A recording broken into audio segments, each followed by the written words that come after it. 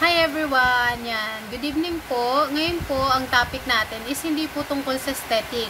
Para hindi po kayo nagsasawa na puro balat na lang po or yung mga aesthetic procedure yung sinishare ko sa inyo. I'm also a PFA, kaya po bibigyan ko po kayo ng alam ko naman na mapapakinabangan ninyo para may pakinabang din naman po ako sa mga buhay ninyo. So, yan nga po, ang pag-uusapan po natin ngayon is type of bullying. Dahil po, nag-start na po ulit tayo mag face-to-face, so wala na rin po ako mga nakikita mga restrictions sa tungkol po sa pandemic. So, thank God kasi talagang na-survive niya na po tayo or naitawid niya na po tayo sa COVID-19 pandemic. At ganun din po, gusto ko lang i-share pala na ipag-pray po natin yung mga taong binabaha pa rin sa panahon ngayon at congratulations po sa mga bata for year 2023 to 2024. Ito po yung kanilang first week ng school year na yon, no? So, mga kids, gawin ninyong inspirasyon yung estado ng buhay ninyo ngayon. Gawin ninyong inspirasyon yung inyong mga magulang at higit sa lahat, huwag ninyong kakalimutan na magdasal palagi dahil si Lord yung magpo-provide ng lahat ng desire ng heart natin. Sabi nga, 'di ba? Si Lord din yung nagbibigay ng pangarap natin kasi gusto niyang ipanalangin natin yon para i-fulfill niya yon. At bukod doon, bata pa kayo, gumawa na kayo ng goal settings sa buhay ninyo, sa gabay ng inyong mga magulang. Diba, bata pa kayo, gusto niyo na maging engineer, gusto niyo na maging doktor, kung ano man yung profession ninyo. Kasi iba yung may tina-target ka na bata ka pa, doon sa kung kailan ka magka-college, doon mo palang gusto. Find your passion. Kung gusto mo talagang maging artist, mahilig ka mag-drawing, yung passion po kasi lagi siya talagang nakakonect doon po sa ano natin, sa purpose ng buhay natin. So ako nung bata pa ako, talagang mahilig na po akong mag-ayos ng sugat. Mahilig na po ako na mag-ayos ng aking mga gamit. So mahilig akong magkutkot ng mga tigyawat ko. Kaya hindi pa po ako nasa yung wala pa po ako sa derma. Butas-butas po yung mukha ko. So ngayon lang umayos at nagmukhang tao ng konti. Charot! Met, totoo po yun. Tapos dati maitim ako. So nung nasa derma, medyo nagmukha nga akong tao ng konti. So yun lang kids, no? So yun din pala. Huwag nyo nang laruin yung mga tubig na nakikita nyo sa kalsada para hindi kayo magkaroon ng skin lesion, alipunga, fungal infection, or leptospirosis. And another one na papakiusap ko sa inyo, huwag na kayong lumakad at huwag nyo nang gawing pilapil yung mga gutter ng sidewalk kasi yung pintura nun kapag nababasa madulas, pag nadulas kayo, gilid na po yun ng kalsada. So, be careful and God bless po sa inyong lahat. So, yun nga, ang haba ng introduction ng lola nyo. And ano pa ba sasabihin ko, yun nga, pag-uusapan po natin is form of or types of bullying. Pag sinabi po natin na bullying, masyado po itong malawak. So yung iba akala nila, normal lang yung sinasabi o ginagawa nila dun sa kapwa nila. Pero hindi nila alam na nakakasakit na po sila. So paano natin ma-identify na nambubuli ka na pala, binubuli ka na pala, o binubuli na pala yung loved ones mo o yung kapwa mo. So sabi nga, diba, no one is an island. Ibig sabihin, hindi mo pwedeng sabihin wala akong pakialam sa kanila. Hindi pwede yun. Kailangan po natin maging sensitive din sa nararamdaman ng ating kapwa at sa kalalabasan ng mga bagay na nangyayari sa paligid po natin. So, para po ma-identify po natin kung anong klase ng bullying yung nangyayari, ito po yung tatlong klase ng behavior. Kailangan po ninyong ma-distinguish or ma-target yung behavior. So, yung 3 types of behavior is yung verbal, yung physical, at the same time po, yung social. Alam naman po natin, ang social ngayon is parte na po talaga ng buhay. So, lahat po ng aspeto, pagdating po sa bullying, dadaanan po natin yan, unti-unti lang. Relax, isa-isa lang. So, yun nga, start na po tayo sa verbal. Sa verbal po, kasama dito ang name calling, insulting, physical characteristic, at weight, height. So, akala nyo, hindi nabubuli yung taas ninyo, tsaka yung timbang ninyo. Nabubuli yan. Sexuality, attributes, culture, race, and religion. So, isa-isahin po natin. Sa name calling, magkakasunod po ito. I-connect po siya. Sa name calling, ganito. Kunyari, sinabi, uy, Lynn, ang taba mo na. Diba? Kung yung nagsabi po noon ay family ninyo, kaibigan ninyo, meron kayong tinatawag na foundation of friendship or relationship, hindi magiging significant yung sinabi niya. Kasi nga, ay kilala ko to, kilala ko yung karakter nito, kilala ko yung personality nito. So, masasabi ninyo na ganyan lang talaga siya pero mabait siya. So, di ba? Pero kung ang nagsabi po nun sa inyo ay classmate lang ninyo ng elementary, ng high school, ng college, tapos wala namang kayong relationship foundation, hindi kayo magkaibigan, hindi kayo close, hindi kayo nagkatulungan nung college kayo sa thesis, kasi marami talagang tamad sa thesis. Magbibigay na lang ako, kayo na gumawa. O, taas-taas kamay, tsareng. Yeah, so, yan lang. 'Di ba? Ang dating po nun, insulting. Ganun din po sa physical characteristic. Mostly to talaga, nangyayari talaga to. So, nakakalungkot, no? Kung halimbawa, yung physical appearance ng isang PWD. So, sasabihin nila, ay, pilay siya. O kaya, oy, Bertong pilay. Verbal bullying po yun. Pero meron po kasing mga PWD na hindi nyo kagad talaga nakikita. So, sample po dyan, yung mga, yung may mga scoliosis, kasi may mga kaibigan din po ako na may mga scoliosis, tapos meron silang ID ng PWD. Ang una mo dyan mapapansin, it's either parang nakabaliko yung ibang part ng katawan nila, like yung sa ganto, o kaya naman pag naglalakad sila, kita mo talaga na parang in pain sila. So, oy pilay, tatawagin mo na, karding pilay. So, that's a verbal abuse under ng physical characteristic ng isang tao. So, sa akin, madalas talaga, pero ito mga family ko naman to, tsaka mga kaibigan ko naman to, uy, Arlene, ang taba mo. Okay lang kasi pero pag sinabihan ako nung isang tao na mataba ako, parang mas lalong hindi ko na lang talaga binibigyan ng significance, pero insulting yung dating sa akin na parang, teka, sino to, hindi ko naman to close, wala naman kami. Pero hindi ako nagre-react, parang okay lang. Ngayon, parang pasok dito, labas dito. Pero, may naiiwan na insult, di ba po? So, yun yung mga verbal abuse. And then, pagdating naman po sa height, meron akong kaibigan ng college na ang thinking namin, compliment yung yung sinasabi namin, hoy, tangkad, hoy, ganting pogi. Kasi pogi naman talaga siya.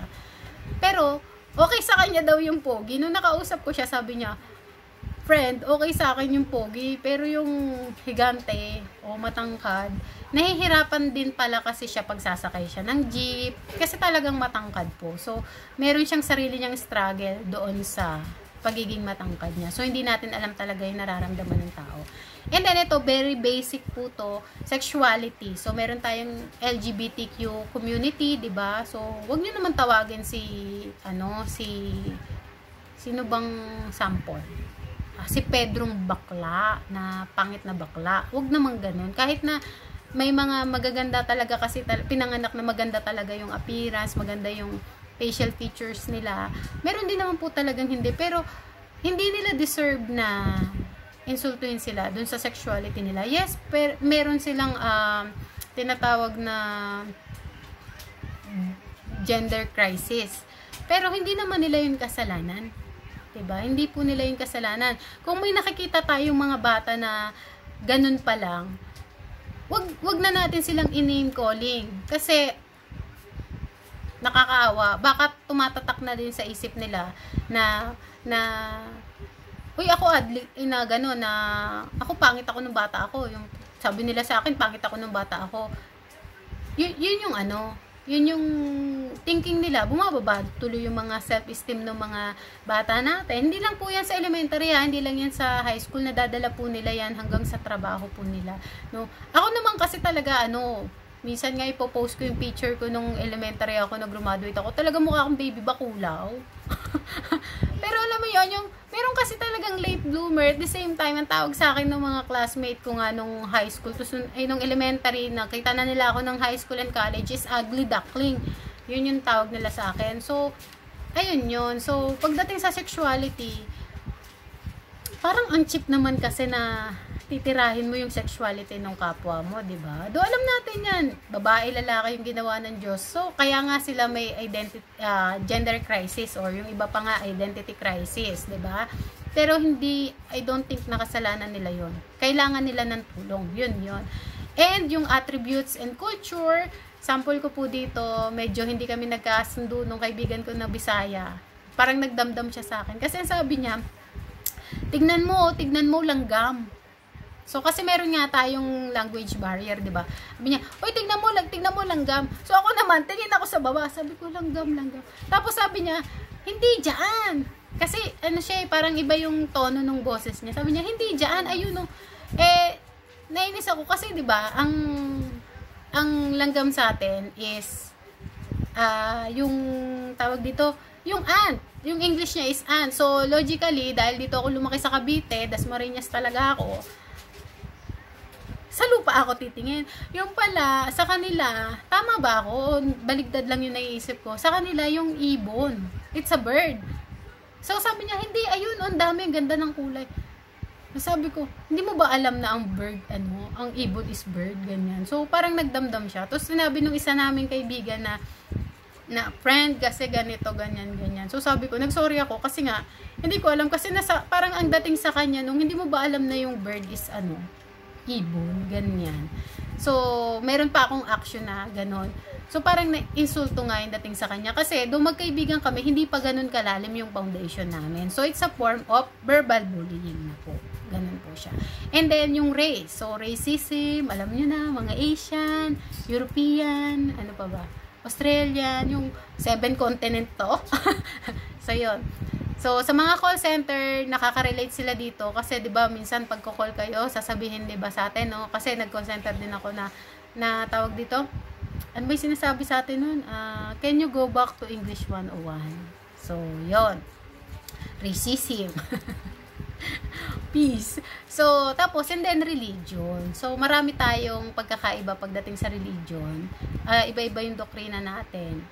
So, yung iba, ganito yung sinasabi, huwag kayo dyan kasi cult yan, ganyan. So, wala naman basihan yung sinasabi niya na ganon. Parang insulting din po yun doon sa mga miyembro ng ganong religion. So, ako masasabi ko lang, we have to be respectful sa lahat ng oras, sa lahat ng pagkakataon, sa lahat ng tao, kahit ano pa profesyon. I hope naiintindihan nyo ko. Kasi, hindi porkit mataas ang pinag-aralan mo, may karapatan ka ng insultuhin to. 'Di ba? Hindi porkit ikaw yung amo, may karapatan ka ng saktan siya. Walang may kahit sinong karapatan para saktan yung kapwa natin. Ang gumagawa lang nun talaga, work of the devil talaga 'yon. Evil works talaga siya, no. Kahit na ang reason mo is galit na galit ka. Tingin ko we have to know how to handle our emotions din. So, yan lang po yung ating verbal. So, para hindi tayo matagal, punta mo po tayo sa physical type of bullying. Ito po, nakikita nyo naman to yung nanununtok, yung nanghihit, nananakit, intimidating, yung ganito. Bagay ba? Yung tipong, paano ba yung, basta yung ganon, yung ganon.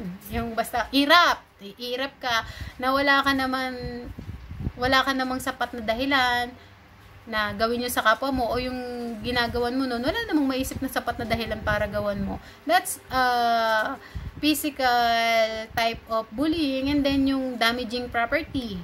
Dahil nagalit ka lang sa kanya kasi hindi kanya binilahan ng flowers dahil Valentine's Day, sinira mo yung cellphone ng jowa. Diba? O kaya yung dahil lang may award siya, nagalit ka sa pinsan mo man yan or ka-board break mo o kung ano pa man, sinira mo yung gamit niya. And stealing. So, ito experience ko to nung college. No? Meron akong naranasan na tinago yung mahalagang bagay. And then, inantay pa nila na mag-freak out yung ginujoke daw nila. Inantay pa nila na umiyak, na masaktan bago nila ilabas. And then, sabi nila, it's a joke. It's a form of physical bullying na po. Kasi may involved na physical things. And then, social bullying, ito po yung mga excluding another person. Halimbawa po, nasa grupo kayo. 10 kayo magkakaibigan. Tapos, etong isa, dahil mukha siyang weak, mahina, ginagawa nyo lang siyang utusan. Pag hindi niya nagawa yung inuutos niyo sa kanya, you're not belong to us. 'Di ba? Pag hindi mo ginawa yung gusto kong gawin mo o yung inuutos namin sa iyo, hindi ka namin friend. Ganon. May mga maldi-maldits din kasi talaga na ganon. Nangyayari po 'yan, reality po 'yan. And then or minsan since social to, minsan sa ano 'yan, sa grupo na ng mga nag-uusap-usap na kayo using your phones, and then sharing image and information na pwedeng makasira doon sa reputasyon ng isang tao or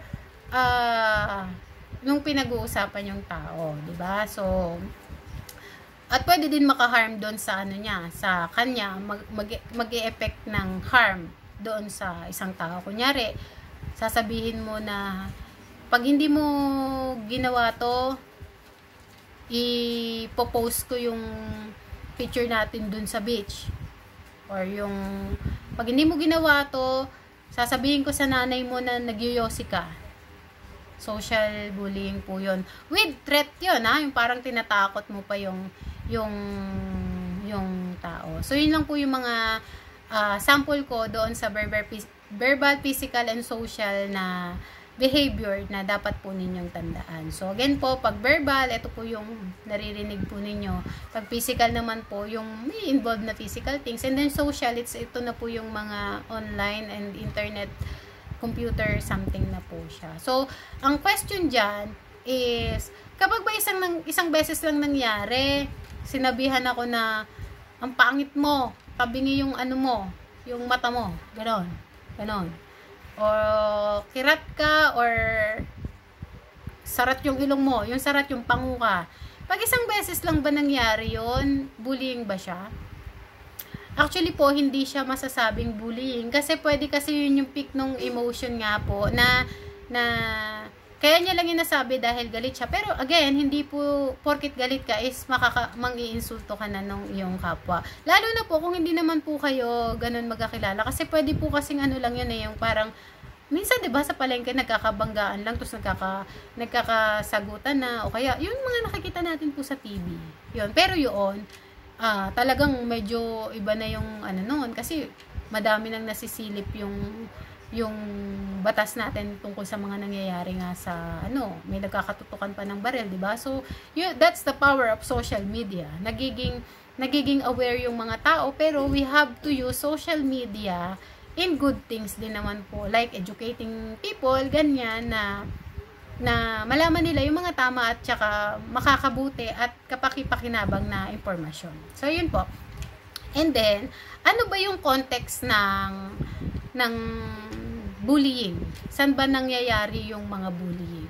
Meron bang place na hindi ako mabubully? Meron naman. Yung pag ikaw lang mag-isa, 'di ba? Yung hindi ka mabubully nun. Sa yung talagang ikaw lang. Punta ka sa isang lugar na ikaw lang, yung walang nakakakilala sa'yo, o talagang mag-isa ka lang. Pero kasi kahit saan ka pumunta, ito po yung context niya. Home, school, and work. Dahil ito lang naman pong tatlong to yung umiikot yung buhay natin. Buhay natin sa pamilya natin, sa bahay natin, buhay natin sa eskwelahan, ilang taon tayong mag-aaral, at sa same time, buhay natin dun sa profession na meron na po tayo. Even nga po kahit ikaw yung sarili mong boss, yung businessman ka, you are your own boss, mabubuli ka. Alam mo bakit? Kasi yung mundo, 'di ba? Kung kagaya sa akin, negosyo namin sa aesthetic field, mabubuli at mabubuli ka diyan. Yung pamumuhay mo na araw-araw, mabubuli at mabubuli ka diyan. Kahit ano pang profession mo, kahit na ano pa yung estado mo, bata ka, matanda ka, lolo ka, lola ka, mabubuli at mabubuli ka kasi hindi nga perfect yung mundo natin, sister, brother, 'di ba? Hindi perfect, walang perfect, 'di ba? Kaya pero ito yung tatlong context niya, home, school, and work po. 'Yun po 'yun. And then ano ba yung settings ng bullying? Dalawa lang yung settings po niya. Ito po yung person and online. So, pag sinabi mong person, face to face po, nakikita mo yung tao na gumagawa nun sa'yo, sa kapwa mo, o baka ikaw yung gumagawa nun, di ba? Baka tayo na pala yung gumagawa nun. And yung online po, marami dyan, yung mga basher po, 'di ba? Form of bullying yung mga ganun po. So, mas maganda siguro na maging mapayapa na lang yung pamumuhay natin. And then, yung means po niya is direct and indirect. Pag sinabi po natin na direct and indirect from the word itself, talagang, tawag dito, pag sinabi po natin na ganun nga, is, direkta kanyang inaasar, direkta kanyang, binubuli, 'di ba? Tapos pag indirect naman po, yung minsan hindi direct yung minsan gagawin din niya lang na ganito. Sigurado ka? So same din po siya yung visibility na overt, yun po yung lantaran or direct, and then covert naman po yung hindi lantaran or hidden. Meron silang mga hidden agenda sa iyo, pwede po yan yung gumagamit pa sila ng ibang tao para bulihin ka or asarin ka or yung mga taong mahal mo sa buhay. So, marami pong gumagawa niyan. Kung nakarinig na kayo ng covert narcissist, yun po siya, yung parang gagamitan ka nila ng gaslighting para questionin mo yung sarili mo na sigurado ka ba dyan sa sinasabi mo? Are you really sure? Ganyan po. Yun, may mga ganun. Meron din naman po yung triangulation na tinatawag. So, sa psychologist po kasi, malawak po din po yun. So, yun po yung mga direct or overt, and then indirect or covert narcissism, covert na form of bullying. And then, yung pinakamahalaga po dito, yung nagiging effect doon sa tao. So, yung iba kasi sasabihin nila, hindi, joke lang yan. Joke is form of covert. So, hindi mo siya mean na saktan siya, pero iba nga yung dating sa kanya. Kasi nga, ganito, wala kayong foundation ng relationship na nagkilala ninyo yung isa't isa. So, walang significance, 'di ba? Yung kumbaga sa may relationship, walang significance 'yun kasi joke lang 'yun eh. Pero dun sa baligtad pala. Dun pag wala kayong relationship, hindi magiging significant sa kanya. Ay pag may baligtad na 'yung sinasabi ko. Basta kung wala kayong relationship, hindi 'yun ganon, magiging insulto ang dating sa kanya noon. Pero kung may relationship kayo, okay lang yan, joke lang yan. Yun, ganun yung pagtanggap po. Pero yung harm po kasi, ano ba yung nagiging epekto? Dalawa lang po yung epekto. It's either physical or psychological. Sa physical po, yung hitting, physical yun, gagaling yun. Pero meron pa rin talagang nagiging, kahit physical yun, meron pa rin talagang dating na naaalala yun ng tao na sinaktan mo. So, ako naniniwala ako na hindi pwede magkahiwalay ang physical and psychological. Kasi mas delikado nga daw po yung psychological kasi mas same siya nung physical na paulit-ulit niyang naiisip, paulit-ulit niyang nararamdaman, yung damdamin niya lalong bumibigat. So affected din yung physical. Hindi talaga yun pwedeng magkahiwalay. So yun lang po. I think we have to be respectful sa lahat ng tao talaga na wala tayong excuse para mambully. Wala tayong excuse para manakit ng kapwa natin. 'Di ba? Even the shouting, it's verbal pala. 'Yon, shouting. Bullying 'yun, yung kunyari, regardless kung nasang context kayo, yung sisigawan mo siya na hoy, TANGA! Ang TANGA mo naman, hindi mo to nakita, ito yung blue, ganon.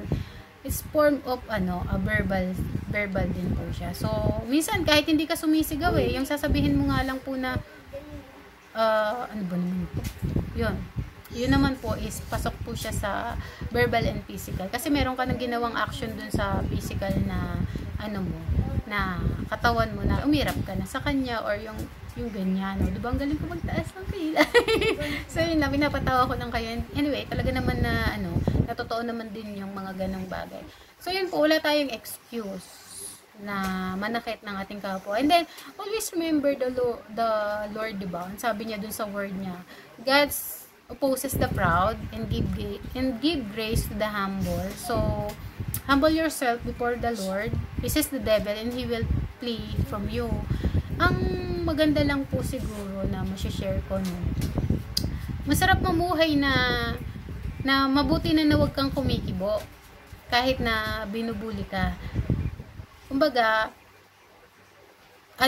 paano ko ba sasabihin? Kung binubuli ka nila, kasi pinalaki kami ng magulang namin na si mama at saka si daddy. Lagi yan sinasabi. Di bali na kayo maagrabyado, wag lang kayong mga agrabyado. So ngayon matatanda na kami, may mga anak na kami. Lagi talagang daladala namin yon. Pero ako kasi yung tipo nung natuto na lang ako na na lumaban. Kaya kaya parang para sa akin, hindi ako mabait. Ayoko talagang maging mabait. Ay, mga kapatid ko mababait to eh. Ako hindi. Sabi ko, palagi ko sinasabi kahit kanina sa mga kaibigan ko, mas pipiliin kong maging mabuti kaysa sa maging mabait. Kasi ang mabuti, kahit mali na yung ginagawa sa'yo ng kapwa mo, o mali na yung nangyayari, okay ka lang to the point na nakukonsinti na yung masama. Pero ang mabuti, okay. Pag tama, tama. Pag mali, mali. Kasi sometimes kailangan po talaga natin na tumayo. Maglagay po tayo ng mga boundaries po natin. Kung hanggang saan lang tayo makikisama sa mga taong nasa paligid natin at kung hanggang saan lang yung kaya natin i-take as joke.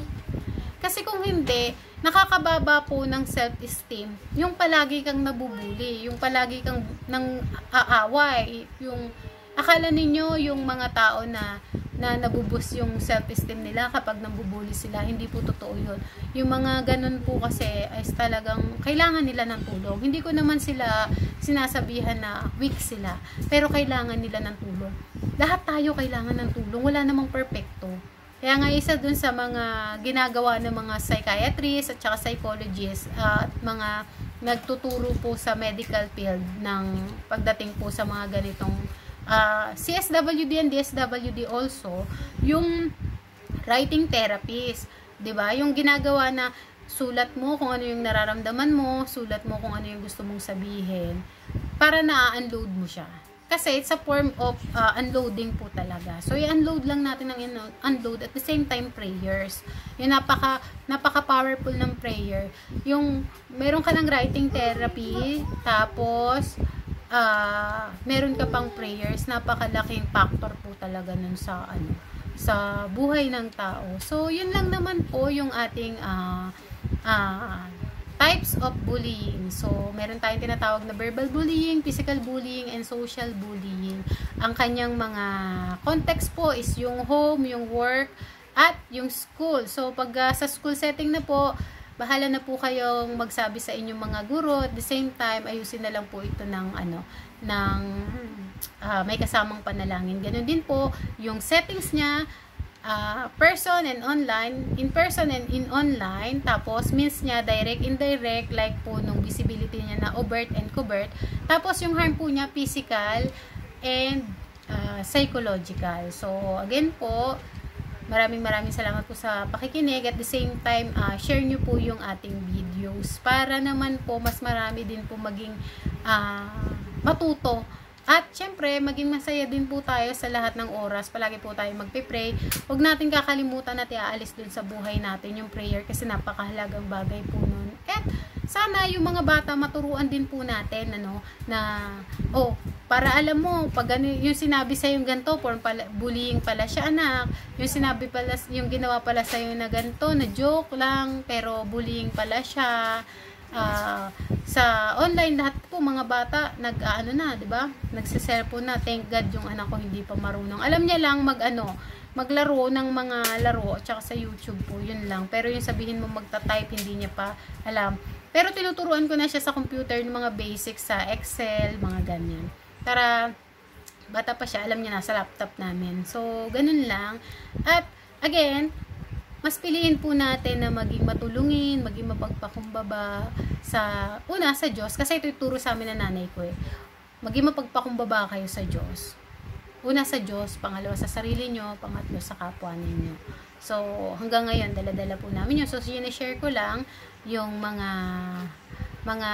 knowledge din na alam ko. At yun pa, huwag tayong maging madamot kung ano man po yung alam natin na makakabuti din naman po para sa ating kapwa is i-share na po natin yun. Kasi, di ba, yung pag-share po kasi ng tama at mabuti is malaking bagay na po yun dun para sa mga nagsisimula pa lang pong lumaban sa buhay at gusto pong matuto. So, God bless everyone.